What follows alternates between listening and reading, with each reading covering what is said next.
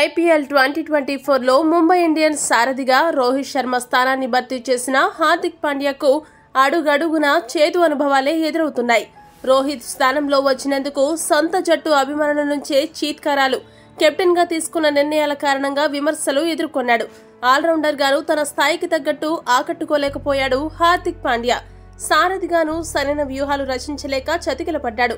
ఫలితంగా ఈ సీజన్లో ప్లే ఆఫ్స్ రేసు నుంచి నిష్క్రమించిన తొలి జట్టుగా ముంబై పరాభవం మూటగట్టుకుంది. ఇక లీగ్ దశలో ఆఖరిదైన మ్యాచ్లో భాగంగా ముంబై ఇండియన్స్ శుక్రవారం లక్నో సూపర్ జైంట్స్ తో తలపడింది. వాంఖడే వేదికగా జరిగిన ఈ పోరులో లక్నో ముంబైని 18 పరుగుల తేడాతో ఓడించింది.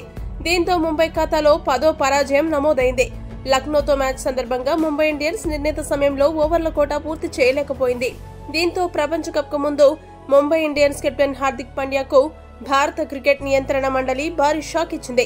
30 లక్షల జరిమానాతో పాటు తదుపరి మ్యాచ్ కు దూరంగా ఉండాలని నిషేధం విధించింది.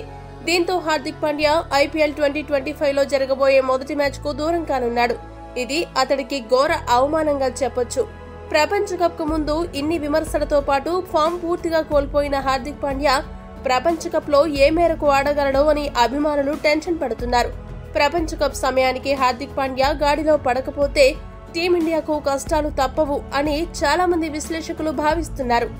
ఈ వీడియో కనుక మీకు నచ్చినట్టయితే లైక్, షేర్, కామెంట్ చేయండి. మరిన్ని స్పోర్ట్స్ అప్డేట్స్ కోసం మా ఛానల్ సబ్స్క్రైబ్ చేసుకోండి.